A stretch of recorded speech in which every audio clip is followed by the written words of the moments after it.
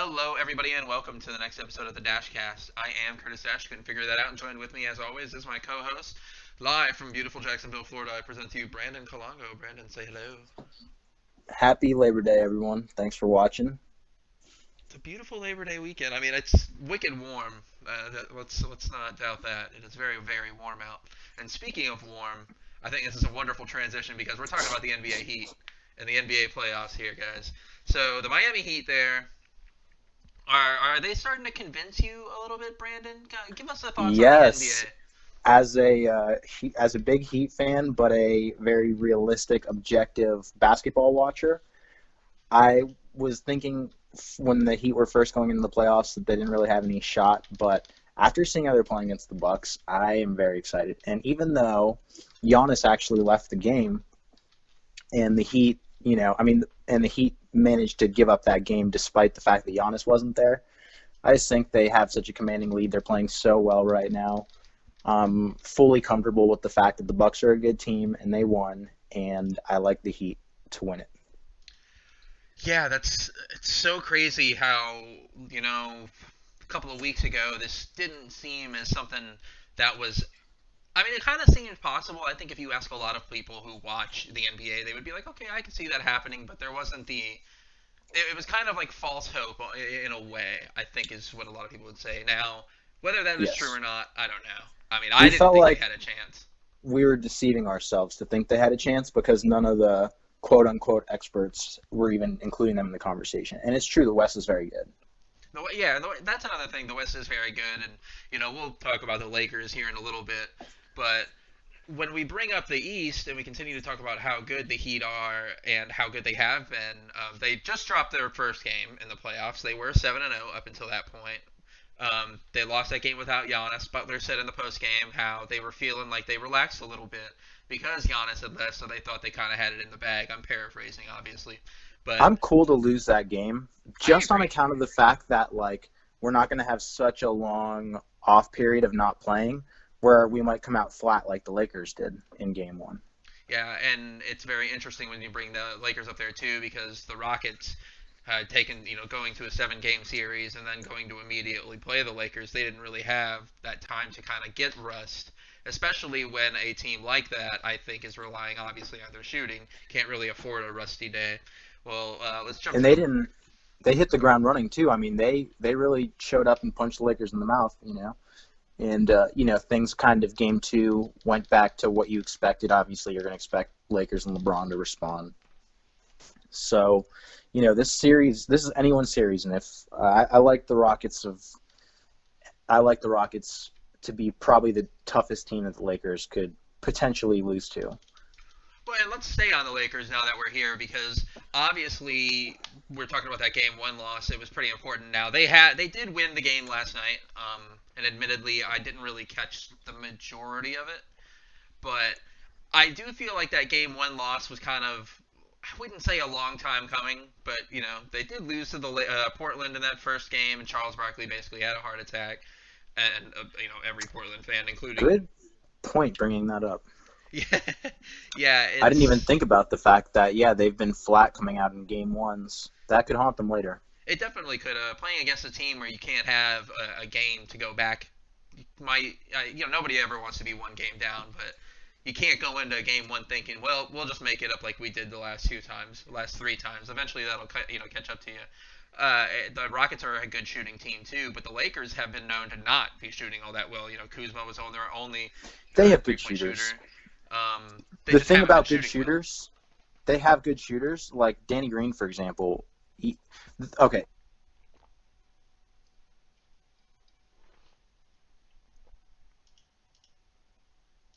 Think you muted yourself. there's different types of good shooters. Like Danny Green, in my opinion, is that type of good shooter that he'll hit you 10 in a row and then he'll miss you. He's hot and cold. But he is an above average 3 point shooter if you look at what he's doing in terms of overall just 3 point percentage. Well, what The way about you get it is sporadic. Well, what about teams you get like that are on the players that are on the Lakers, like Rajon Rondo, who isn't really known for shooting a three, but we've seen him knock some big shots down before. I can't remember the specific statistic, and this isn't necessarily a 3 point statistic. Well, Kuzma to me is someone that should be getting lots of late game shots. I think the type of basketball LeBron plays, part of what he likes to do is penetrate and distribute. And Kuzma is not shy he's not shy when it comes to taking a big shot. He's happy to do it. And in my opinion, he hits some big late shots. Like he is probably the most clutch player on that team from what I've seen so far. He's their closer. I mean, isn't that crazy to say on a team with LeBron James and Anthony Davis? Everyone's a different style player. That's why LeBron can't compare to Jordan. They're different styles of players, but it's not his thing. We've already accepted that. That's not what we want. We don't want from LeBron late game free throws, and God, no. We just don't. We've accepted that. He's been in the league long enough. We understand what it is. He's definitely all-time great, but if we're talking, all-time players, it's MJ number one, and it's not even close. There's no one even near that. And The Last Dance, which actually we just finished that really, that was great. Yeah, single-handedly the best documentary series about sports of all time, and all the inside stuff and things that I guess I didn't really know about in 1997. I guess what kid would, but so many things had come out, and just a lot of different distractions that he was dealing with, or even it was a circus. Personality. It was a circus is an amazing way to go about it. It's definitely what it was, and that's everywhere he went, and it's amazing to see how he handled that compared to players like LeBron would. I mean, if Anthony Davis is telling LeBron he's going out for a 48-hour vacation, is that happening? Probably not. Well, first of all, Dennis Rodman got the biggest leash of any player ever because, first of all, after he got that leash, let's just look at what actually happened. He came up clutch and hit a couple big shots and he hit 2 big free throws to basically seal the deal. It's not like he came back and played terrible. He came back and delivered. Yeah, he came back and balled for sure. I mean, he was balling before he left. But, it was a totally different dynamic. No other player will get the leash that Dennis Rodman got. Just because he was such a straight arrow in the beginning and, went off the deep end of just, he finally realized he could do literally whatever you want. It's fine. People don't judge you that much, and if they do, it doesn't affect you. Yeah, he was a very interesting character, but he was a good character for a lot of different reasons. But we can get back to today and talk about the Clippers and how they don't make me feel as great about picking them after losing to the Nuggets, but I still feel like I think the Clippers have the upper hand. Yeah, what an interesting. Let's talk about that first series very briefly. The Clippers and Mavericks. Now, I am a part of that. I do agree that Clippers probably would have gotten out of the games even if Porzingis was healthy and Luka was healthy. Yeah. I think they probably still would have eked it out. It might have went 7 games, but let's not get ahead of ourselves. But the Clippers also didn't have Patrick Beverley for a couple games. That is true.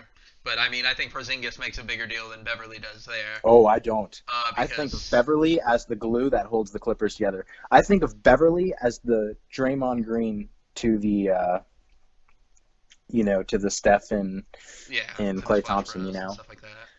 Yeah. I think Beverly is more than he's a great defender. That's all I'll give him. I think he's a dirty defender, which makes him a great defender, I guess. But, that's my own personal preference there. If Paul George plays like Paul George should, Patrick Beverly's not needed. But unfortunately, in that first series, Paul George has not played well. Paul George plays better when Beverly's on the court, and that's the thing that people away underestimate pressure because the point guard isn't. You're not the point guard isn't necessarily a difference maker on a championship team. However, they are the difference maker on that team that wins the championship. I think Lou Williams is a better point guard than he is. And what I mean by that is once you get to that game and you have the two teams playing against each other, the 2 championship titles, you performance and determine the series a lot of times. I don't know. I'm sold. I understand where you're coming from, but I am also sold on if Paul George plays like Paul George, that shouldn't have even been a series. Well, yeah, I get what you're saying. I'm just saying that Paul George plays more like Paul George when Beverly's on the court. And that's a very good point. But I think that, and when it comes to Beverly versus Lou Williams, I would rather have Williams. Sweet Lou. I mean, he's I do playing love exceptionally Williams. It well. sucks that you have to choose between them, though. You should. Why not have all of them? Get that. Well, the Clippers do, so that's very interesting as to why that was such a series. But Luka played out of his mind. I think we were both. I was definitely pulling for Dallas a little bit more than I should have. Luka's great. He's a lot of fun to watch. I think you could accept that, right? Yeah. Oh yeah. I have nothing against the guy. In And that's fact, I think that would have been he's. fun. Yeah, I think he's been overperforming actually. Way overperforming. I That mean, Mavericks team impressed me for sure. it'll be very interesting to see what happens for them next season. It's next season will just be interesting anyway, depending on how it starts, when it starts, all that fun stuff. Yeah, I want KD back. Speaking of, I mean, I gotta bring that up. My favorite player of all time is Steve Nash. He's now the coach over there in Brooklyn for Kyrie and KD. They Man. gave him a 4-year deal. That's a crazy thing to think about, in my opinion, just because. As someone that's picked them like a couple of years early, I'm so happy with that. I think that's going to make their offense flow a lot better. Because to me, I look at KD, he tries to do a lot of one-on-one ball, and that's not necessarily conducive to winning the championships per se. What Nash can do in terms of teaching them, because Nash is one of those guys. I used to remember watching Nash play, and he might take 5 to 10 jump shots in the entire game, but it felt like he made them all. It felt like he made them all. But he shot so rarely, it felt like. And so I mean, he was definitely the way distributing that first. his method of just kind of the best shot always wins. And yeah, sometimes the best shot is KD with 3 feet of space over, Kyrie with 4 feet of space. Yeah, I get that. But, getting the best shot over all else, or over KD needing to get hot early or having a hot hand or whatever it is, like the best shot prevails mentality, in my opinion, is the way to go, and part of what made Nash such a great point guard. Yeah, I mean, of course, I'm only gonna spit amazing plethora of things for Nash. Watching him made me love basketball. Made me love basketball a lot more. Everybody always. I did grow up during the Jordan era, and of course, the late great Kobe Bryant. But I appreciate watching Steve Nash because I was never the tallest guy on the court, and Nash certainly was not either. But Same. he made the most of it. And I think that to me it made me feel a lot better about going out into a court and maybe being way undersized. But yeah, you pick and take your battles because in a way, I'm kind of intrigued on this deal. They had KD and Kyrie have to really like Steve Nash to sign off on a 4-year deal. And maybe I'm saying too Why much. wouldn't you, though? Well, Nash has 0 coaching experience. He was with the Warriors Coaching during the experience is championship. overrated. I agree, of course. I agree Look at with Steve Kerr. Look at Erik Spoelstra. that. No, I Coaching definitely experience is agree. overrated. I'm just. It's surprising to me in today's I day have and no age that coaching something like that would experience. I happen. bet you if I coached and check on this in the future, I'm telling you, 10 years from now we're going to look at this, but I'm going to coach. I'm telling you, you can it's coaching. You don't need that much experience if you have the ability to be influential and to have a good mentality. And Oh, I definitely think I could coach. There's no doubt about it. But it's hard to get that shot when you're not having experience. true that. But yeah, I mean, lots Steve of great Nash is stories a though. household name, too. Spoelstra, he was a camera guy, I'm pretty sure. That's just crazy. I mean, and look at him. And I think you mentioned this in a podcast the other day when we were, a couple of weeks ago when we were recording it. He's kind of way underrated in terms of where's his coach of the year and stuff like that for what he's done with that team. Right? Okay, so now here's the thing. The only issue I'm going to take is the word underrated, because to me that's like a backhanded compliment, and I have nothing but good things to say about Erik Spoelstra. I genuinely think that he needs to be considered higher up, and I think within the Florida community he is. Like people respect what he's done for that team, and I think it's so funny how people are very quick to give Bill Belichick credit for like Patriots success over Tom Brady, but then not quick to give Erik Spoelstra credit over LeBron with basketball. I get they're different sports. And then same thing goes for Phil Jackson and MJ. You know what I mean? It's like Yeah. I very, feel where very you're coming from. interesting some people just they get it easy on the media. Poor Erik Spoelstra had probably one of the toughest things ever coaching LeBron. Yeah, it's great when you have that super team, but coaching LeBron is not an easy task, and he was just getting into the league. Well, you remember hearing about a lot of the issues when he was coming in, or not when he was coming into the league, but anytime anybody went to coach LeBron, it's like, oh, how are they going to be able to handle his personality, blah, blah, blah. And I think Spoelstra did more than a bang-up job. And the fact that the team has gone on as far as it has and is doing as well as it is. This is what I think people needed to see. Finals. Exactly, and that's what this year is what I think people needed to see, and that's what I'm really excited about for Spoelstra, because now he's been able to be like, well, yeah, I've done it without LeBron. So that's gonna be just. And we're getting too ahead of ourselves because he still have to win. So. It's still possible. I like the fact that this is a conversation that's able for us to have now, because I don't think I could have baited you into this conversation a couple of weeks ago. You could have. You could have. Because I've always seen the coaching up close and personal watching those games, especially with the question is, I guess maybe sometimes is how much is LeBron versus, what Erik Spoelstra is doing in terms of strategy. Obviously, LeBron's a great basketball mind. Well, I guess while we're here, we need to talk about your boy over in Milwaukee. Got to talk about the Bucks now. Of course, my prediction, Bucks-Lakers, I think his prediction was fairly the same. We talked about that a little bit. We actually talked about this before the cast, too. And as much as I don't want to talk about it, we would just have to, because there's a chance I might be so dead wrong in everything I picked. I don't know why I'm doing this. Why are you even listening to me? I love being wrong on this topic. Yeah. Because, man, for me to pick the Bucks and for the Heat to go, oh, so perfect. I'm glad I didn't pick the Heat and the Bucks go. It's just perfect. If I had to pick the Bucks to motivate the Heat, you're willing I'll to do take it. that bullet for the I'll team do it. there.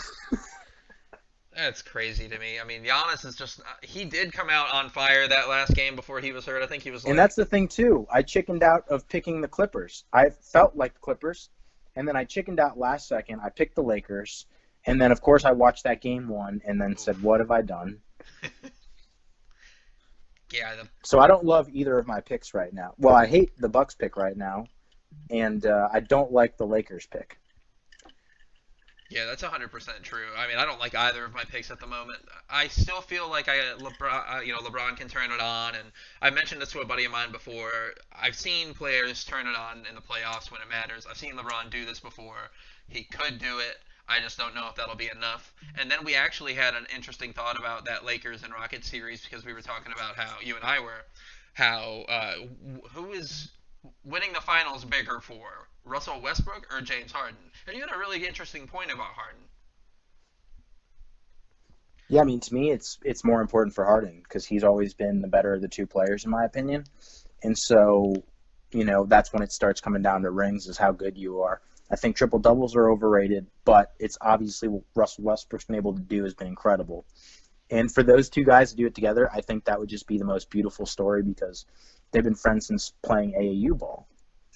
And if any person could deal with playing with Russell Westbrook and vice versa in terms of playing with Harden, although I think Harden gets a worse reputation than he really deserves in terms of how good he is on defense. Very good point.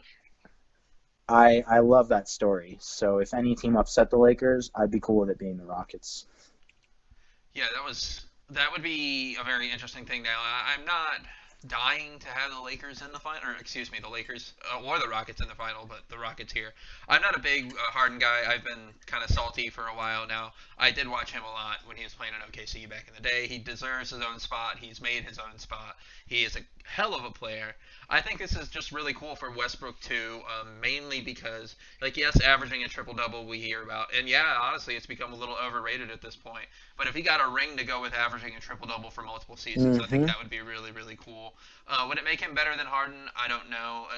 You're probably going to say they got the ring together because they both have the rings. But I think he'll always forever be in the conversation of, maybe at that point, who do you pick?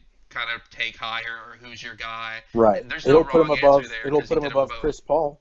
Yeah, that's a very good point. That's a player, a Because very Chris Paul interesting and player. them, and yeah, because if you were going to take straight up compare Chris Paul to Russell Westbrook, Yeah. it's like I'd almost slightly right now, while neither of them has a ring, I'd almost slightly lean towards Paul just because of what he did with that team. Mhm. However, if Russ wins a ring, all bets are off. And that's just Because now we're nuts. talking one ring to no rings. Because and like you figure, stats aren't really everything, but they have been known to kind of sway. I think some votes here and there. Um, I definitely Yeah, think. people overrate stats all the time. That's the same thing in The Last Dance when Jordan played against Clyde Drexler, and they had like the same stats in terms of over the course of the season. However, the difference was that Jordan was on that Bulls team that was barely losing any games, and with the number one spot, of course. And then they just went and dominated when the playoffs came around. It's like, and look at all the stats that Giannis puts up over the course of the season. Now, guess what happens when he plays the Heat? Meltdown. Yeah, and that's unacceptable for a guy who's defensive player of the year, gonna win the MVP. Like, what's that's we're running out of excuses for the guy. He might not win the MVP based off this. I know if I'm a voter, I start to, I don't, I, I have a hard time voting him as most valuable player on in the league Well, the whole MVP thing, because they're supposed to not take the playoffs into account, but it's like it's I turning never into understood how this you could. everybody gets a trophy thing nowadays. Like they don't want to give it to LeBron every year back when he was the best player because they just want to like share it. I don't know. MVP awards are starting to lose their weight in my opinion. Like I like when the best player wins the MVP because he's on the best team and they keep winning every game and not this surprise team comes out of nowhere, but this guy wasn't quite as good as the other player, but the team played so well, you know, and he rose that team to like play better. I don't like it. I liked how Jordan used to win 10 scoring titles. I agree. I mean, I think The MVPs are losing weight in my opinion. when it comes to players like because a lot of the people would say it's a popularity contest. I mean, that was the whole thing about when Nash got his MVPs. It was they were saying, all right, well, all of the naysayers would say it's because the system he was in, it inflates your numbers. That means you're going to be having higher numbers, so on System. and so on and so When forth, stuff people like say that. system, it disgusts me because it's like that player was probably a part of the reason why that system was the way it was. I agree. I mean, look at D'Antoni hasn't Like won with he that made the system system since. that way because he's a smart basketball player and chose to play that way and got the rest of his teammates on board with his style of winning basketball. You're not a system guy, you are the system depending on the position you play. Same thing when people try to bring that junk up about Tom Brady. No, Bill Belichick's system was fortunate to have Tom Brady. Don't get it So, twisted. out of curiosity, are you worried about the Nuggets at all for the Clippers? It's a 1-1 series at the moment, but Nah, not worried about it. I don't think I am either. I'm not taking Denver seriously now. Their first No. round series was really good to watch if you're just a basketball fan. That's a Here's little bit different. Yeah. Go on, because I feel like I've been doing a lot of talking on this podcast. Oh, no, you're fine. I was just saying, like, in terms of just being a basketball fan, I think that was a fun 7 game series to watch. And I was talking to Patrick about this when I was in Atlanta, how I feel like a lot of the 7 round or first round 7 game series are gone now. The parity isn't exactly what it used to Yeah, be, or the interesting. conference finals are getting a little more, I guess, where everything is at now. And the super teams might have something to do with it, but Top I don't. heavy. Yeah, with everything being top heavy, because we were talking about like the old Celtics and Bulls 7 game series with like Ben Gordon and The bad Joakim boy Noah. Pistons. Even the like the Because '07 Dennis Pistons even. Rodman was giving Like Jordan problems before Oh, before he Dennis was even joined on team. forces. Yeah, and it's crazy to me how those series are versus how they are now. Because there was no part of me that, as much as I want the Heat to, sweep, there's no part of me that wants to sit there and watch them blow out a team every night. It'd be different if I was a diehard Heat fan, or if I was, I know. It makes me feel so nice when the Heat just win handily. exactly, like it's a lot different. But coming from a pure basketball standpoint, like for the Oh Nuggets and yeah. Clippers, that's why it Right. makes a good series Same. to When me. I watch Lakers, Rockets, my pick is what it is. I want as close to the game possible for my outcome. Yeah. And as far as the Clippers and the Nuggets go, The only way that the Nuggets would have posed a threat for me is if they would have came out like the Heat did. I'm not worried about the Nuggets right now because the series is tied at 1-1. If we're looking at a 2-0 series with the Nuggets, okay, I'm a little worried. You know what I mean? Yeah. But I'm not worried about the Nuggets right now. No. And I can't blame you because I don't think I would be either.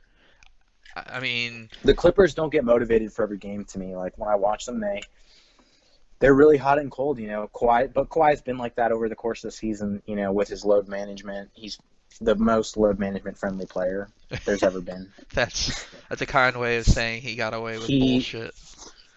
Well, and it's actually funny. I think maybe getting rid of double back, what are they called? Back-to-backs? Yeah, getting rid of back-to-backs would probably be good for basketball because then no one has an excuse to load management anymore. Yeah, I mean, I agree. I don't mind the season being as long as it is, but I guess it makes it hard to stretch it out, obviously, in a long period of time with that many games. It's just not having back-to-backs would be great for everybody. It'd be great for the travel. I mean, that's and you can still schedule it so we have a basketball game every day. So it's not like the viewers would be hurt. We would, and maybe parity would be better. Game, actually. Yeah, that's everybody's healthy. That's what we want. I mean, right. Speaking of that, I just saw the Clippers that have no injured players on their roster right now, and so that's kind of a scary thought. Like they're fully healthy going into the next round of the playoffs. Like, oh shit! Yeah, but give them a game to mesh. Like tonight, it's going to be in Denver, I believe. Yeah. Don't be surprised if Denver wins tonight. Yeah, well, I mean, we'll see. It all depends on how well. I mean, they definitely Jokic is what kind of the glue for that team for sure, leading them. No, I'm not even going to say it's going to be because the Nuggets play well. I'm going to say it's going to be because the Clippers are just a little off because they're trying to get used to playing together. That's all right. That's fair. Let's I'll give you one chance. What's that? We going to talk about my boy? Which one is that? Leonard? We can talk about Kawhi. The thing about I was going Fournette. Oh, see, that's what I wasn't sure if you were talking about that. There's two different Leonards. I know. I forgot we were talking about the Clippers. Yeah. Okay. Let's move on. Yes, please. I was gonna transition earlier, but this works perfectly. That was really good, Leonard. I'm like, Kawhi. All right, let's talk about the Jags. Let's talk about Fournette. No. I'm gonna let you take the cake on this one. Gosh. Man, it's hard to be a Jags fan right now. I'm not gonna lie. As you know, I love Leonard Fournette, and they just up and just dropped him like he wasn't a first round pick, and I think third overall, and he hasn't been putting up big numbers. Granted, he did 3 tweets that, in my opinion, were all hilarious about him being the only person left in Jacksonville. True. That to me isn't that bad. I don't know. I thought those were actually funny, if anything. I didn't think that was cancerous type stuff. Now, I don't know what's happening behind the scenes. However, I tend to err on the side of blaming the Jags than blaming the player, even though I am definitely was cool when they got rid of Ramsey, even though I'm a good corner and I appreciate great cornerback play. I just didn't think he was a winner per se. But Leonard, that hurt. That was a stab. That was right in the heart. And you know what? I'm glad that he's going to Tampa Bay. And now he's going to win a Super Bowl. Yeah, how very, very good for him. I have nothing negative to say about Fournette. Yeah, his touchdown numbers weren't super stellar, but that's literally a silly stat when we're talking about the guy had to carry the team. I mean, and he did carry the team particularly well. I'm not saying Minshew didn't. We're just talking about just the run game. He's been a mainstay in it. Now, he's gotten suspended once or twice here and there. But he had my favorite moment as a rookie when he just he was egging that guy on. I'll never forget it. It was amazing. He's just telling that guy to hit him running full speed. I mean, Jacksonville loves that kind of grit. Duval is a big fan of that kind of stuff. And it's a shame when you get a player like that who was pretty damn good, and then the team wants to ship him off because they're quote-unquote rebuilding, but they're not rebuilding. I know. But they're rebuilding. It's awful. And the thing is, obviously, yeah, looking back, technically speaking, obviously he wasn't the best draft pick because we can go back to that draft and he wasn't the best. But he was our third pick, and he was our pick, and he was good. And so it's tough. It's tough to let him go. However, at least he gets to play with the GOAT. And I think Tom Brady's going to love him. I don't think he doesn't have the starting spot right now, but I think just give it time. Oh, yeah, He give it just time. got to the team. You can't just automatically come in with a starting spot, especially after you got cut. You have to go in and prove it. But I think he will. I think Brady has probably watched him from afar. I mean, think about it. He played against Brady, and, I mean, our offense was doing very well on Yeah. the game that, we played them in the playoffs. So Brady, I'm sure, remembers that, and he is going to have a say in the locker room. And I think he's the best running back on that team now. I would agree. Even though I did like what they had even before, I just think they're just far and away the best roster now, Tampa Bay. Yeah, and that's what makes, for my fellow Florida, our fellow Florida fans, like listening to anything, debating on rooting for Tampa Bay this year. I mean, honestly, Me. no hard feelings. I don't blame y'all. Your team has more or less abandoned you, and they've Get more or this. less abandoned Minshew.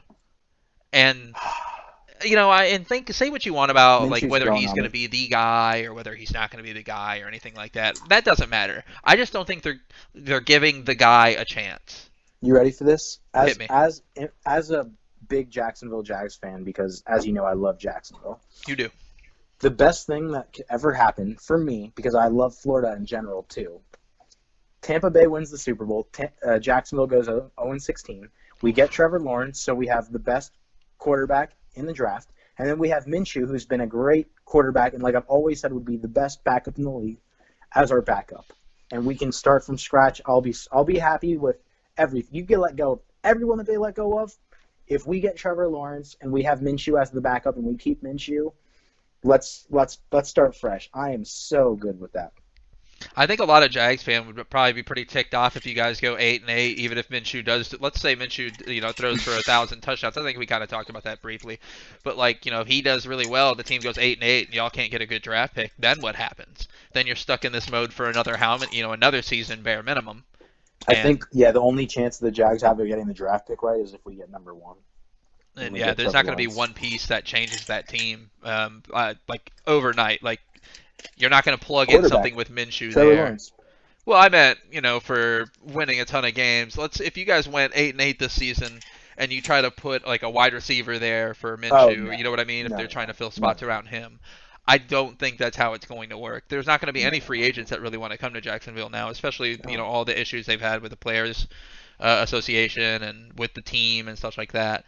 That makes it and just really look hard. at this. They're cutting players. Like, I'm pretty sure that, if you're a good running back and you're looking at that and you're like, he did that for that team and they just up and cut him? And then you got other Very stuff sus. like, what is, Doug Marrone coming out and saying, oh, well, we tried to trade him for like a 5th or 6th rounder and we couldn't get anything. Why? Disrespect. Why even say that? Like, if you guys are having war behind the scenes and if the player comes out and says something, you got two choices. You can, be respectful, you can be polite, or you can just talk about it behind closed doors. You know what I mean? And I don't see why that's necessary to. It's terrible. They're like trying to hurt his prospects of going to another team. And that really, obviously didn't work because he's going to the well, most stacked roster on the planet. I was afraid he'd go to the Colts or something. Yeah, and that was I thought the Saints when Kamara was having his issues. Or if he went to the Titans and they just always had the freaking best running. Could you imagine Henry if they Fournette. went from Henry to Fournette? They would be beating you down all game. They would. Oh and my Fournette, God! in my opinion, too, is not the type of running back that beats you down and then eventually gets the big one. To me, as he's beating you down, if he's not getting big runs along the way, he also gets discouraged. So if you had Henry beating you down, and then all of a sudden you were also bringing in Fournette, who after them beating down, he would probably get some really nice runs early. That is when the fuel hits the fire, and he's like, "Oh, this is easy. I can do this." Yeah, he's going to be that team. Tampa Bay is just going to be interesting. They are stacked. And he's going to get that now. I think he's going to get that now because you have to respect Brady so much as a thrower, especially with the weapons he has out there. Oof. It's a bummer for me. And now when you turn around and hand it to Fournette, he's going to get those big rushes early on. That's true. And that's when he goes downhill. It's a huge bummer for me because I hate the fact that he's in the NFC now. It's going to make things very, very rough. Very rough for my own sake. because I don't want. I mean, we have to see them. I think in week 8 or week 6 or something like that. I am not looking forward to that. Granted, if we blow them out, that'll be amazing. And this is my part where I very quickly want to address something that's going on in Green Bay. Not really going on, but something that I guess happened. There were cuts. They had to cut down to the 53-man roster yesterday from 80, so a lot of people lost their jobs. And a Green Bay wide receiver, Jake Kumaro, was one of those guys. And this comes the day after Rodgers said, I think he can be one of the 4 guys that excels on this offense. And then they just outright cut him. Do they hate Aaron Rodgers so much that they're just like, oh, he's good? Nope, get him out. Don't like him. Can't have it. If Rodgers likes it, we don't like it. Like, are they trying to piss him off? No. I'm No. just. There's no way. They probably just disagreed. They just didn't think so. But the thing is, like, Green Bay has always dropped the ball, in my opinion, in terms of consulting with Rodgers about their decision making. Yeah, well, yeah, that's probably going to continue to be a common And the thing. NFC North this year is like. Every team's improved. Any of those teams, I feel like, could make it out. And it's hard for me to really knock because the Bears have Nick Foles now. Didn't the Lions pick up AP? yes, they did. I was getting ready to say it. That's Wow, that is man. I'm I was glad I'm really not a surprised Green Bay Washington fan. let him go. I He had know. played so well for the past 2 seasons there. Yeah. But yeah, it's a shame that he's going to the NFC North. I am not looking forward to seeing him. Now, the Packers did extend Kenny Clark, making him the 12th highest defensive player, 4 years, $70 million, 25 of it signing bonus. So that's a good move. I'm thankful Green Bay did that. It's just not going to be enough. Quick question. So, because I think you had the Saints winning the NFC South, right? I Or did. did you have Tampa Bay? So, how do you feel now with Fournette to the Bucs? I'm still gonna stay with the Saints, but I need Kamara to not hold out. If Kamara's not playing, that team is boned. And speaking of, we were talking about the Titans and you were talking about the Saints. I'm glad you brought that up. Jadeveon Clowney. Apparently he's going to be signing with the Tennessee Titans, and the Saints had undercut the deal by about $2 million allegedly, which is why he's going to go with the Titans. Man, first of all, Tampa Bay dodged a bullet. Second of all, how good are the Titans? Man, I'm worried about the Titans this year. I mean, if they want to beat up on the Chiefs, please, go for it. Have at it, because the Chiefs just keep getting better. They keep locking all their people up. I don't know how they afford any of it. But having Jadeveon Clowney on a team like this, the Titans, who were exceptional last year, I mean, they're only getting better. And then there's another giant contract extension that I thought you'd bring up that was in your division, or I could bring up.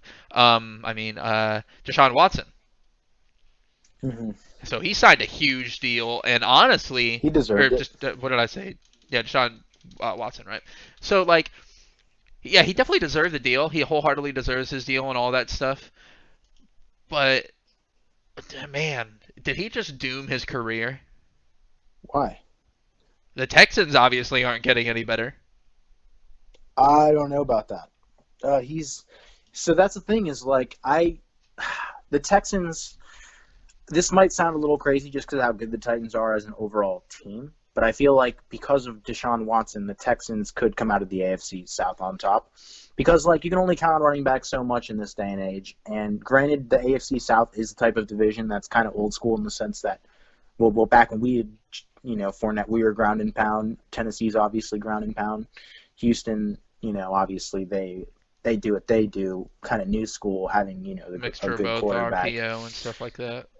Yeah, so I genuinely think because of the type of football that the Texans plays and having the best quarterback in that division, that they could still do well, especially depending on what the Jags do or don't do.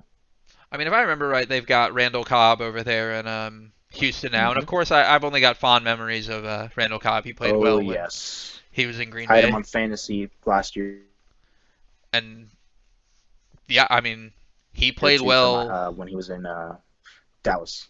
Yeah, he played. I mean, he played well in Dallas. So it's Yes. I think he'll be good for He's a Deshaun good Watson. return guy. He's very Um, shifty. No, I was getting ready He to will say be. it's And their great for running him, back, but remind me, it's not. David Johnson. And yeah, they have David Johnson, who did not play all I that like well. him. I don't No, know. okay. So here's the thing. I'm about to spit some facts about him.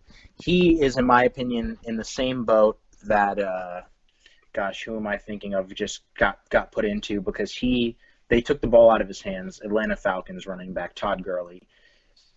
Todd Gurley fell off for the Rams, in my opinion, because they stopped giving him the football. I look at the exact same situation that happened to Johnson in when he playing with Arizona in the Cardinals.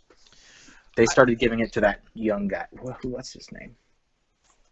Yeah, I got you. Kenyon Drake. Oh He's yeah, very yeah. good. I actually He's just took him very in fantasy, by the way. good. He's very good. Yeah, I that was the first time I had a first round pick, or the Yeah, very first Bama. overall pick. That was him. I ended up with McCaffrey and Kenyon as 1 and 2. Ooh, But all right. yeah, back to the Texans. I know I went on a tangent there. When it comes to the Texans, so I was looking up the details of the contract. I had it pulled up originally, and I closed it out for some reason because I was like, I don't want to talk about that, but I kind of do. I think the Texans are a very interesting team because yeah, Deshaun Watson is that good. I think he can probably maybe power them through what you're saying about the AFC South. But I mean, losing DeAndre Hopkins cannot be understated. Like that's the thing. I actually don't think so. Yeah, obviously, okay. As dynamic as he is in comparison to how good David Johnson is or was, yeah, it doesn't look like a fair trade. But in terms of Houston filling a position that they kind of needed, I think they did that. I feel like just like Atlanta picked up Todd Gurley, I think those were just good pickups. I think the problem with this is I'm not high on David Johnson at all. Maybe, and I might be severely underrating him. Yeah, he was very good for a lot of years, and I get it. He's a little bit older now, but I don't know. So I've seen too much good David Johnson for me to just be out on him. It's the same reason why I'm still totally on board with AP doing well on Detroit this year. I think that's a little bit different. AP is proven. Yeah. That's why it's okay. So is David Johnson. Not Different kinds of proven. AP was obviously higher up on the scale, but David Johnson has been a stud for a lot of years. He hasn't. Well, he was injured that second year. It might have been his first year. I know he was injured one of those first years, and after that injury, I was just kind of like, I don't know. But I could be severely underrating him because of that. I know that I get really, really biased when it comes to injuries, which is funny because Rodgers has been injured before, and I will pretend like it never happened. Unless he wins the game while injured, and then I just run my mouth for the entire time. Yeah, the last elite year that David Johnson played, I'll give you this, was in 2016, where he had 16 games played, averaged 4.2 yards rush, 16 touchdowns, had a 58-yard touchdown. Ooh. Yeah, and then 5 fumbles, 3 lost. In 2015, he had 16 games played, only 580 yards, but he averaged 4.6 yards a carry, 8 touchdowns. So it looked like he wasn't necessarily Getting the used guy as much, per it se. seemed. Right, yeah, and then 2018, let's see, he didn't average a lot of yards per carry, very Fournette-esque of him, if you will. 258 attempts, 940 yards, 3.6 average, 7 touchdowns, 53-yard touchdown, 2 fumbles, both lost. Very Fournette-esque to me, except Fournette never fumbles the football. Yeah, he's definitely very secure with it. Now, I'm looking at the Week 1 schedule, and I was just kind of thinking about some games, thinking about some stuff that might surprise me, and anything of that nature. And I noticed that a lot of the 1 o'clock games just aren't going to be doing it for me. I think it'll be a lot different, obviously. We haven't had football, so of course we're going to be stoked to see whatever game, and that's fine. But normally there's a 1 o'clock game that jumps out at me, and of course for me I'm going to be watching my Packers and Vikings. Mm-hmm. But I was looking at the rest of them, and I'm just like, oh, what'll be a good game? That'll be a good game. I mean, I'll watch that. But I try to look at another 1 o'clock game, and I'm like, oh, what'll be great? And I'm thinking Raiders and Panthers, don't care. Even though I would love to see, there are when players does Arizona on teams. play? 425. They play the Niners at 425, and then the other 425 game is the Bucs and Saints. So nobody's going to be watching that Cardinals-Niners game. Back to the David Johnson topic real quick. his receiving yards were very good, and all the seasons that he played, all like 16 games pretty much, had like 8.9 yards a catch, three to four touchdowns pretty much every year, 40-yard longs on average somewhere around here. Now I'm not He's as good at catching the football, so Deshaun can throw him the football.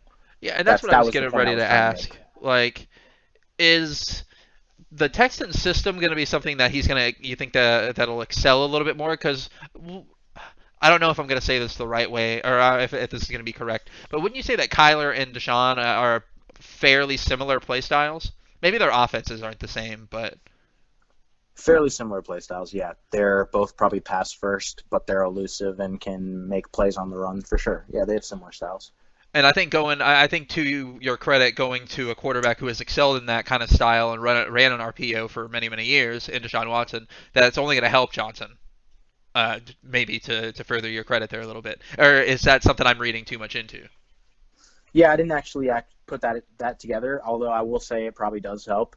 I didn't see him playing that much with Kyler Murray last year. I felt like they were kind of either he was injured or I didn't know what they were doing. It was all a mystery. It's the same thing with Gurley. It was like, what the heck was actually going on? Why wasn't he getting these carries? Because I had him in fantasy and he was one of my top picks, and I was getting very frustrated. I was like, this Kenyon Drake guy is putting up all these yards. Why aren't they giving the ball to Johnson? Yeah, I don't know why. I wish, and I understand why. I guess it's technically none of our business, but it is nice to know with the amount of Well, time we you're put right. You into the don't want to game. give the other team, like if he has to be a decoy, Yeah, you don't want to tell the other team that. not in the slightest. All right, let's go ahead and wrap this up here. I don't think there's anything left on the agenda that I missed. I don't think I want to talk about Pelicans firing their coach and the Sixers firing their coach. I will give you one chance to go ahead and cement it here for eternity that say the Heat will win it all. I'm leaning towards it. My heart says yes. I was But really I don't know. wondering if I could bait you into it. I think the Clippers. I don't know. I think even if the Heat did play the Clippers, now if the Heat played the Lakers, I would go for the Heat. And obviously, if the Heat go, I want the Heat to win. But in terms of what I would see happening, like if the Heat played the Lakers, I think the Heat would win. If the Heat played the Clippers, I think, and that's not even to say because shoot, the Heat still have to get out of the next round. True. And I sure hope it's the Celtics and not the Raptors that we play. I mean, I'm down for the Raptors never winning a game again in franchise history. Franchise history. I don't know, man. It's tough for me too. Every bone in my body wants the Heat to win it. I don't care about my predictions anymore. I don't care about being Exactly. right. I don't care. Just let the Heat win. They can win in 4. They can win by 100 in each game. Just please, please, please let something positive come out of the season because Phoenix didn't make it. But anyways, True guys, that. Go Heat. thanks for listening to us. We'll try to have an episode up here soon. Now that I am down here in the wonderful land of palm trees and humidity, we shall be recording more, and we'll have video coming your way as soon as I can figure that out. Anything to say, Brandon? Yeah, the video's going to be tight. This podcast is going to be getting better and better. And better. He forgot the last and better, but no, I'm kidding. Thank you guys for listening. We'll see you next week.